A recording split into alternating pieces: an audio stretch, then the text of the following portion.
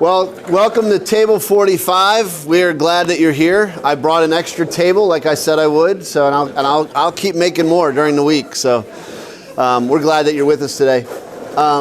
Table 45 is a small group study. 45 represents 45 minutes. That's all we have together. Table is part of our mission statement that we open the doors and make room at the table. We're also in the series that we're finishing up today. We've been talking about At the Table with Jesus.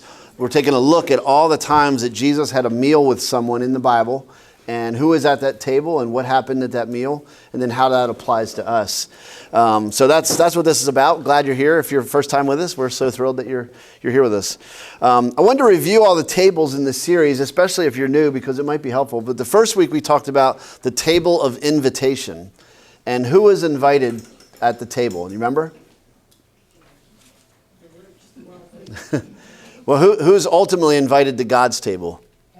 Everyone. Yeah, that's the whole point, is that everyone's invited, and especially people who aren't normally invited to a table. If you remember that story we talked about where Jesus says, go on out into the countrysides and the hills and find people and bring them. So the table of invitation is for everyone to have a seat at that table. Then the next week we talked about the table of acceptance.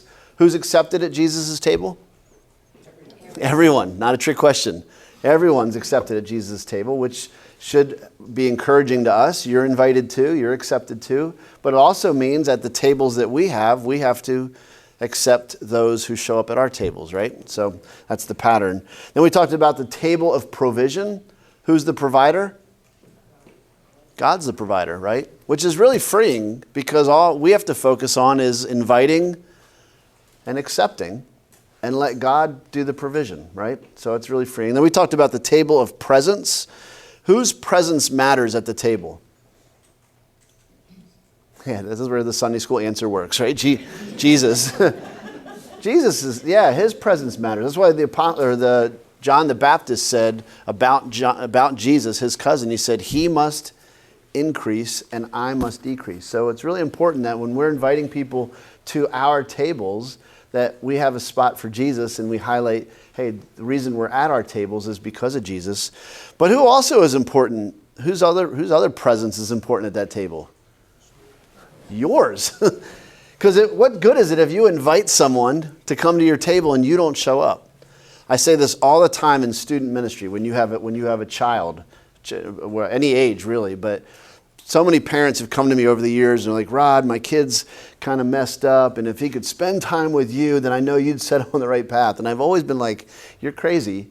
You're the biggest influence on your kid. So if you want your kid to listen to Christian music, what should you be doing? Listening to Christian music. If you want your kid to be in a small group Bible study, what should you be doing?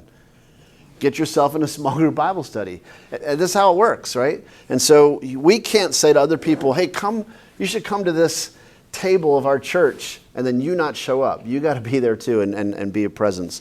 Then last week we talked about the table of grace. Who gets a seat at the table of grace? People who deserve it? People who don't. That's the whole point of grace, right? Nobody deserves grace. And that was the whole point last week when we talked about Judas having a seat at the table of grace. And then this week we're going to talk about the table of restoration. Who's given a seat at the table of restoration? How do you get a seat at the table of restoration? You got to mess up, right? I mean, things that get restored because they've been damaged, right? You don't restore an old chair or a new chair or anything like that unless it's been damaged. And so if you're at the table of restoration, it means that you screwed up somehow. Does anyone in the room ever screwed up? If you're a parent, yeah. Oh, we're playing. No, I said your own hand. Don't be pointing fingers. Yeah. If you're a parent, you have screwed up. Okay? That's just how this works. But there's a seat at the table of restoration, and we're going to talk about it. I want to say a quick word about grace and restoration, though. I think it's really important because in church we throw around that we have to show grace, we should restore everybody. And I agree with that in theory. However, Jesus gave Judas a seat at the table of grace. But Jesus did not give Judas leadership after that. Does that make sense? And there's a reason. Because Judas wasn't qualified or ready for a leadership position again. So Jesus showed him grace, but he didn't say you get the keys to the kingdom. Jesus taught a principle. I don't have time to get into it. I've taught about it in the past, but he taught a principle. It's 2,000 years old at this point. And the principle is this: you give the law to the proud, and you give grace to the humble. Law to the proud and give grace to the humble. So if you ever want to know, well, when should I show grace to someone? The principle is this: you give grace to the people who are humble. And if someone comes at you in pride, you give them the law. You throw the book at them. You're not being mean. Their heart is telling you, I'm not ready for grace because my heart is hard. I have a proud heart. And that heart tells you, oh, well then I'm not going to give you grace because that would be foolish. And Jesus does this masterfully in the Bible. If you give grace to a person who has a proud heart, you breed contempt. You can see this is true all through history. If you give the law, you throw the book at someone who's got a humble heart, what do? You break their spirit. So as we talk about grace and as we talk about restoration, we have to do so with wisdom, because if we give grace to someone who's not ready to receive it, we've actually just breeded contempt. And if we don't give grace to someone who has a hard heart, or someone who's humble, then what we do is we break their spirit, and we don't want to do that. So Jesus handles that super, super wisely in how he does it. So at the table of grace last week, we focused on one person at the table of grace. Who was it? Judas. Judas was at the table of grace. The table of grace we were calling the Last Supper, right? The last time. But there was actually another major recipient of grace that night. Do you know who it was? Not just Judas. Peter. Peter was a major recipient of grace that night. Peter's recorded twice in the Last Supper narrative as speaking, 2 times in the Last Supper. And we talked about it a little bit. But remember when Jesus was approaching the disciples and he was going to wash their feet, and he gets to Peter, and Peter says, you are never going to wash my feet. Like, that's not going to happen. And Jesus says to him, well, unless I wash you, you have no part of me. And then Peter, being Peter, does what? Well, then wash my head and my hands as well, right? And that's when Jesus made the statement, well, I don't need to wash all of you because you're clean, except one of you is not clean. He was referring to Judas, right? Well, right after that, I mean, Peter's always putting his foot in his mouth. And in this case, his foot was now clean because Jesus just cleaned his foot. So a clean foot in his mouth. But right after that, in verse 31, it says Judas left the room, right? Judas leaves the room, and in verse 33, Jesus says this. This is really powerful. He says, my children, he's talking to his disciples, my children, I'm only going to be with you a little longer, and then where I am going, you cannot come. Okay? So he's remember I told you last week, he's dropping truth bombs through this whole Last Supper. So he says, I'm going to go somewhere and you can't follow me. Then Jesus gives probably the most powerful sermon you could give. He says, a new command I give you. What's the command? Love one another. And then he says, as I have loved you, so you must love one another. By this, everyone will know that you are my disciple if you love one another. Remember that? So this is the setting. Jesus just drops this like amazing new commandment. They're all in the room for it. And what does Peter say? This is the second time he speaks. You know what Peter says?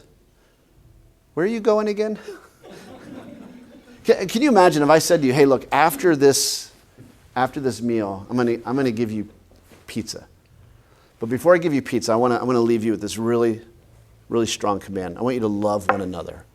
And that's the focus of my whole sermon, love one another. And I finish that, and the first question goes, is it pepperoni or cheese? You know how deflating that would be as a teacher to be like, are you serious? Are you kidding me? I just told you to love one another, and you're still asking about where I'm going. So Peter wants to know where Jesus is going. And Jesus says, where I'm going, you cannot follow now, but you will follow later. And Peter, still kind of on this whole thing, says, Lord, why can't I follow you now? I will lay down my life for you. Peter makes this really bold statement at the Last Supper, right? And Jesus says, look, will you really lay down your life for me? This is like an awkward little scene going on here. And Jesus says, truly I tell you, before the rooster crows, you're going to deny me 3 times. We know this. This is a super famous passage, okay? Jesus tells Peter, you're not going to deny me once. You're going to deny me 3 times. Peter just literally said out of his mouth, I will go where you go, and I will lay down my life for you. And Jesus is like, nope. You're going to actually deny me 3 different times. And Jesus gives this thing that I'm going to call a trigger sound. The trigger is you're going to deny me 3 times. And the sound is what? The rooster. And I think it's really fascinating that Jesus does this. He puts this sentence together and he says, I'm going to give you a trigger sound. The trigger is you're going to deny me 3 times. But you're going to know it happened because you're going to hear the sound. Do you think Peter's listening to this deny me 3 times thing? No, he's not even listening to the love new commandment thing. He's on the part where Jesus is going. So Peter's not really paying attention. So what Jesus does, it's really brilliant. He implants this sound that Peter's going to hear. And the sound is going to trigger Peter to realize what? I just denied him 3 times. Because I don't think Peter understands what he's doing while he's doing it. So before we get into this, go any further, I want to talk about our senses for a minute. What are our senses? Not our spidey senses, but what are our senses? Sight, sound, touch, taste, smell. Okay, so we agree maybe 5 senses. There's a 6th sense. Anyone know what it is? Anyone over 50 know what it is? 6th sense. I see dead people. Oh my gosh, I can't believe it. Okay. If you're under 50, you won't get that one. Never mind. Sorry. So here's what's fascinating about our senses, right? Like your nose. Did you know that your nose, you have the ability to detect over 10,000 different smells? Did you know that? And I'm not going to list all 10,000, but I want you to think about this list. Like if I had a skunk in here, would you, with your eyes closed, could you tell me there was a skunk in the room? Right? You could tell, right? How about a flower? Gasoline, baby powder, body odor, a fart. Yeah. Coffee. Bacon. You know bacon? You know bacon, right? Popcorn. A pine tree. Chlorine from a pool. Okay. Ocean air. It's got a smell to it, a unique smell. Sawdust. Fresh cut grass. Cigarette. How about a bonfire? Right? You pick it all up. That's our nose. Our noses are, I don't feel like I have a very sensitive nose, but I can tell all those smells. So in our senses that God has given us, He's given us the ability to smell. We're going to come back to that. I know this sounds really weird. Do you know your ears can detect tiny vibrations? In fact, your eardrum can respond to movements that are smaller than the width of an atom. That's how sensitive your hearing is, or maybe it was back when you were younger. Okay, I can't hear anything my wife says, but apparently I can hear this. Right? All right. If I do, let me see if I got. All right, close your eyes for a minute. Everyone, close your eyes. Let's close them. All right. Sorry. All right, open them. Did anyone hear something fly through the air? What direction did it come from? Where did it land? Land over here. I hit somebody. Sorry about that. Yeah. Hold on to that. Yeah. Here we go. We're hitting everybody. But do you know why? Do you know why you were able to hear where that landed before I clobbered her? Because the sound comes into both ears, and even if it's a millisecond apart, because you have 2 ears, that sound hits both ears, and you can detect where that sound is going, like where it literally comes from. That's the ability of your hearing. Isn't that amazing? I know we all think like, I can't hear much or whatever, but it's true. Your eye, you know the human eye, if we were in total darkness outside, no light at all, and I put a single flame, like a candle, a couple miles away, do you know that you'd have the ability with your eye to see that little single flame? That's how sensitive the human eye is. Taste. We call it taste, but do you know taste is really closely associated with smell, right? So your tongue detects like basic taste, like if it's salty or sour or sweet, something like that. But it's because of your ability to smell that it gives you the flavor that it gives you. This is why when you have a cold, nothing tastes good, right? because your nose is not working properly, and so things taste bland. That's why it acts. Touch. We touch things every day, right? Can we feel something if it's hot, prickly, sharp, cold? Your skin right now, you're not paying any attention to it, but some people do. There's people out there who have this like thing where it rubs on your skin. Or do you ever have like a tag on your clothing and you're like, that's just bothering? Now you start to notice it, right? These are things, this is all about the senses that God's given us. We have this thing called proprioception. Anyone here ever heard of that? Yeah, Matt might. Proprioception. It's this ability to know what your body's doing outside your body. So it's like when I say close your eyes and touch your nose, most of us can do that without looking because we have a sense of where our body is located, right? I'm always amazed when I get into the car. You've done this 1,000 times. You sit in the car, you take the key to the ignition, right? If you have that kind of car anymore. And you sit down and you put it right in that little hole. You ever do that? Do it 1,000 times. You know how thin that hole is?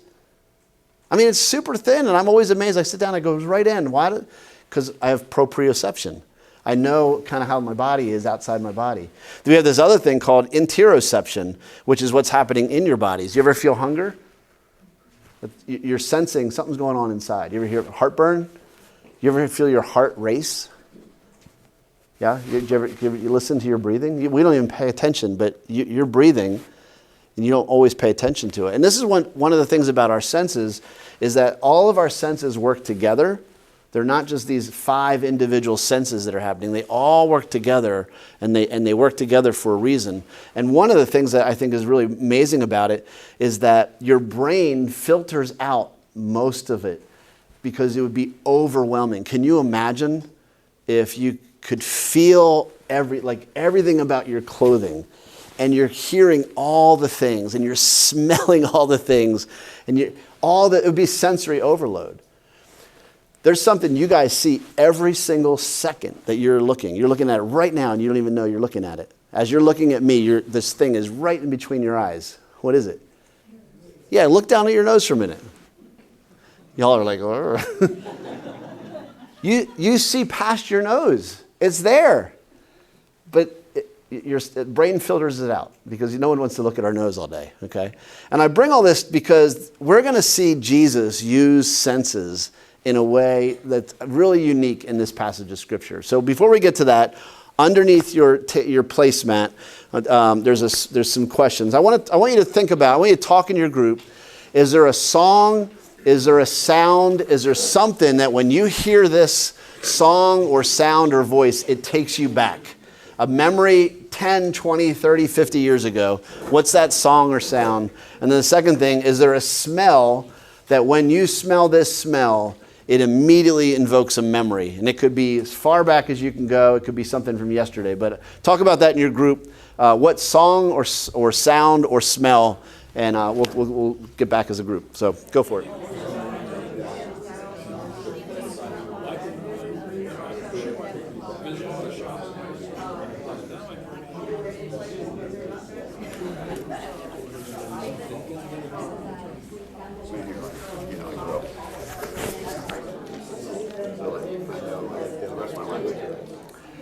Let's talk about a sound. Who has a sound or a song or a I don't know, a voice maybe? But who's an example of something you heard years ago?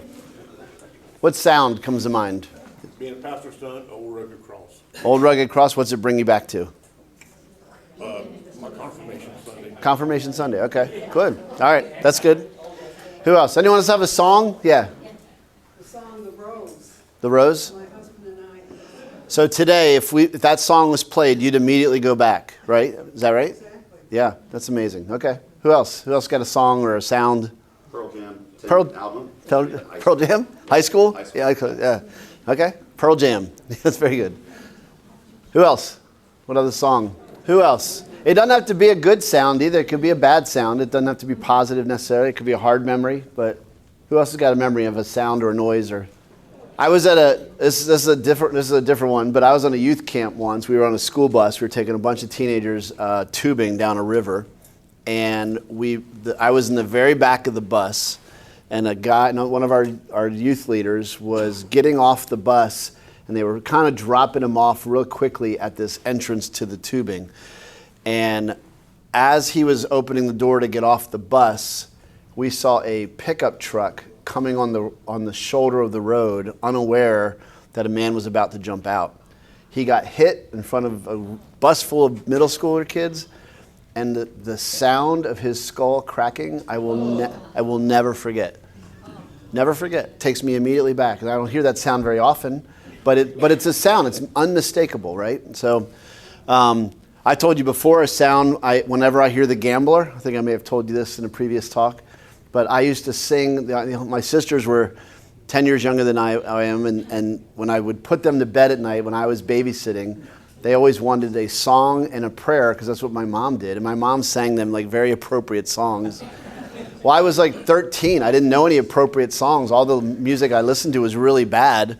The only song I remotely knew the lyrics to that I remembered and I thought was okay was The Gambler.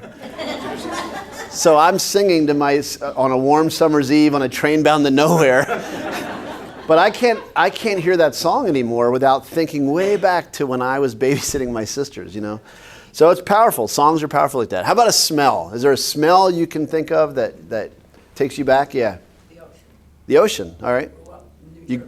Very good. Okay. So immediately. That's great. Anyone else? Got a smell? Old books. What's that? Old books. Yeah. That's right. Yeah. Hairspray. Hairspray? Fresh bread. Fresh bread. Okay.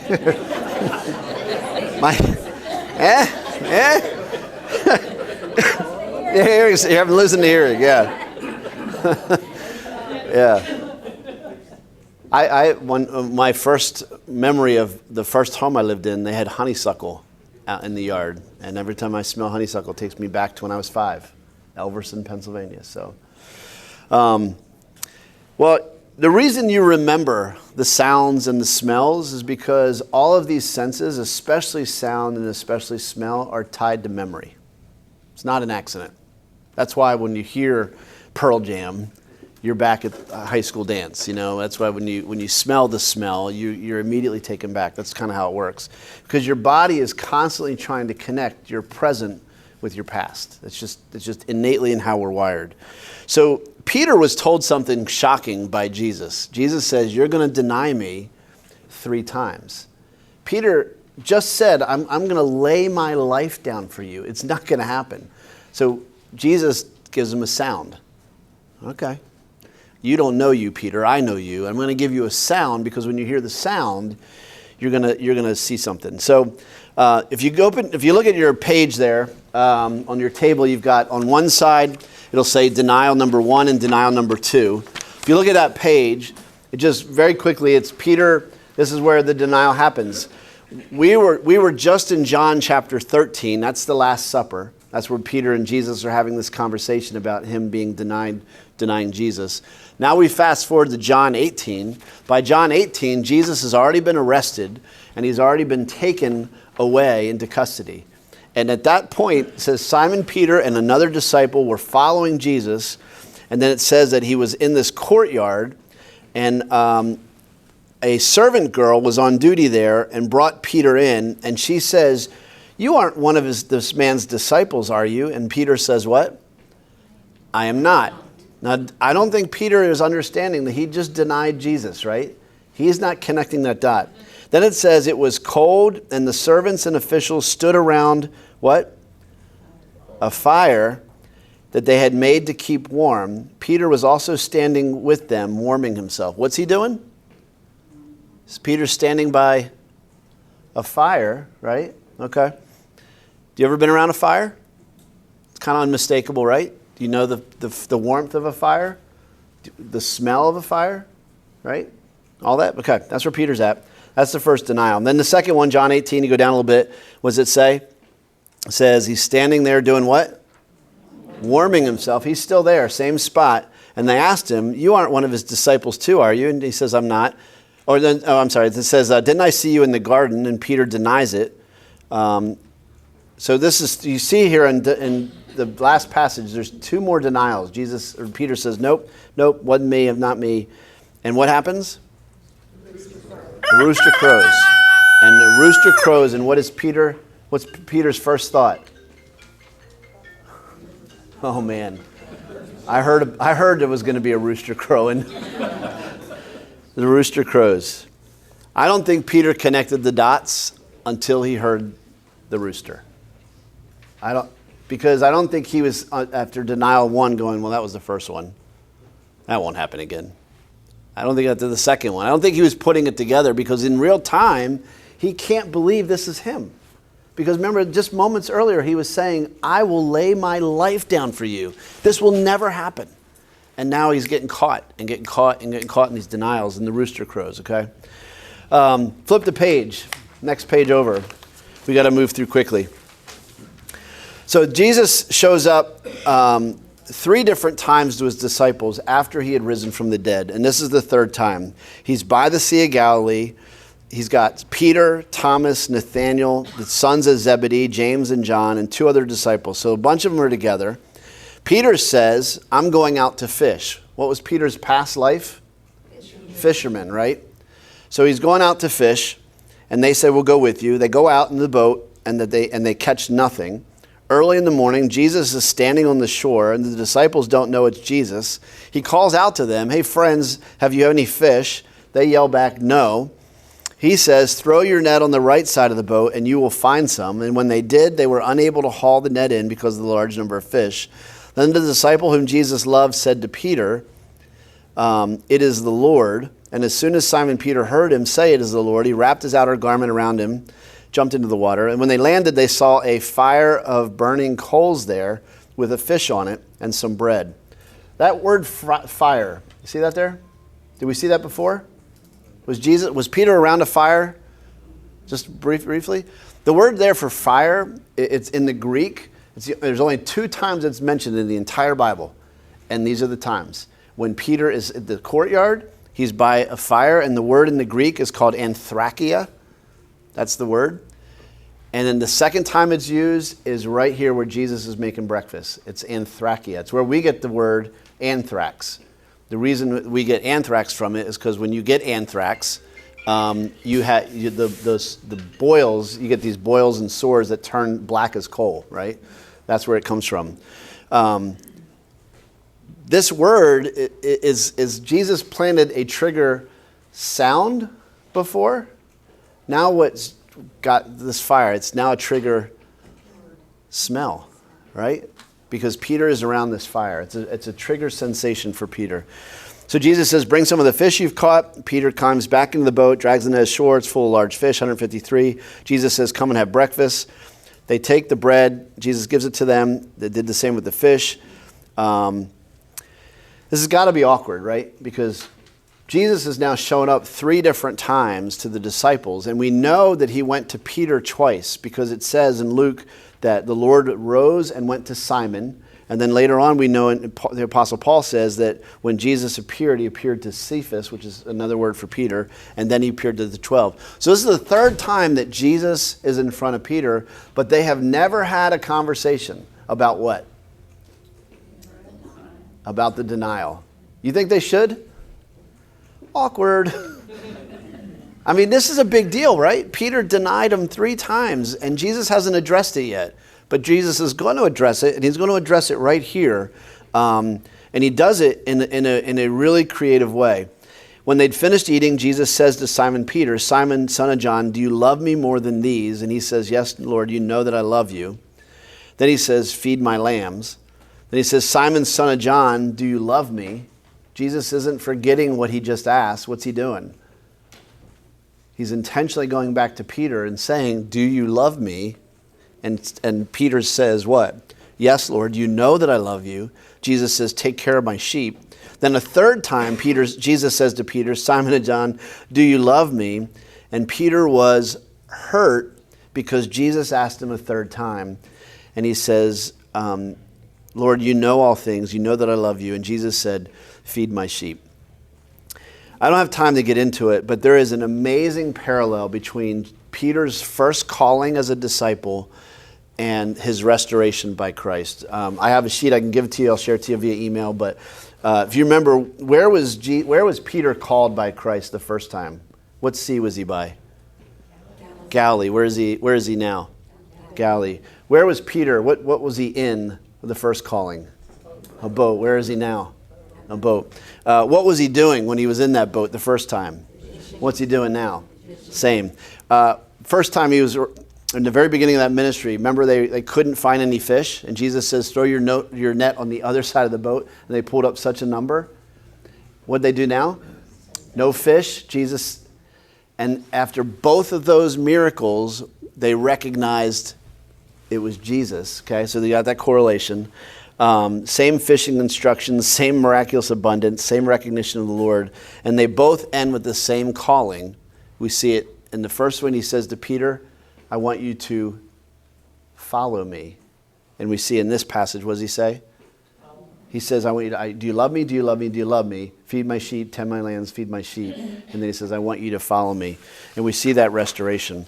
So let me just finish with this real quick, because we don't have enough time to go through this. But I think Jesus uses sound and smell to trigger Peter back into restoration.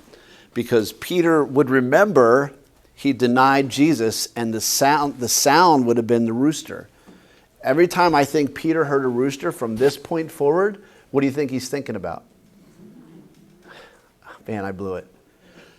Every time Peter's around a fire, that would have been a constant reminder of his failure, right? Because he was warming himself while he denied Christ. Jesus brings him back to a fire and says, "I'm going to redeem you in the presence of this, because I don't want that smell to be associated the rest of your life with failure. I want it to be associated with restoration." So Jesus meets Peter in familiar territory.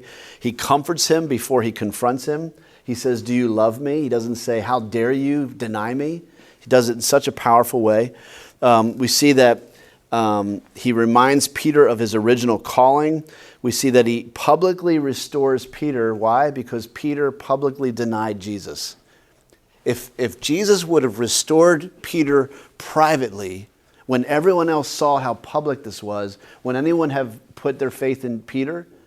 Because they don't know if Peter was actually the Peter he was supposed to be. So because Peter failed on a public stage, Jesus had to restore him publicly to say, "My faith is still with this guy. I didn't do it privately. I have to do it publicly." So we see that in there. 3 denials. How many questions did Jesus ask him? 3. Three questions. And what were the questions? Do you love me? Why love? Go back to the Last Supper. What's the new commandment? Love one another. That is the essence of discipleship. It's not about, are you a dynamic leader? Jesus says the standard is love. Love is the standard. So all these tables we talk about, the table of invitation, table of acceptance, the table of provision, the table of presence, the table of grace, and the table of restoration, what's the thread that runs through all of them? Love. Love. It's got to be love. And that's what Jesus is doing. And he gives them the same commission. He changes the focus from Peter's failure to Peter's love. And then he's restored as a result of it. And then lastly, Jesus does not lower the cost of discipleship. And you see at the very end of the passage, he says, "Peter, I'm going to tell you, when you were younger, you dressed yourself, you went where you wanted, and when you were old, you will stretch out your hands, and someone else will dress you and lead you where you do not want to go." Jesus says this to indicate the kind of death that Peter would glorify God. You know how Peter died? He was crucified. Upside down. Upside down. You ever been upside down for a long period of time? It's not fun. Peter didn't feel worthy to be crucified right side up. So when he went to get crucified, when they crucified him, Jesus said, you're gonna follow me, all right? You're going to go where I go. Peter did it upside down. And the last thing he says to Jesus, or Jesus says to Peter is what? Follow me. Follow me. That's it. That's the table. So what's our job? Follow Jesus and love as he loved. Who? Everybody. Everybody. Let me pray for us. God, we're grateful for this, the table, the look at the table. Help us to be as gracious at our table and your table as you were with us. We thank you for calling us to this high calling. Help us to follow you and love you. In your name we pray. Amen. All right. God bless y'all.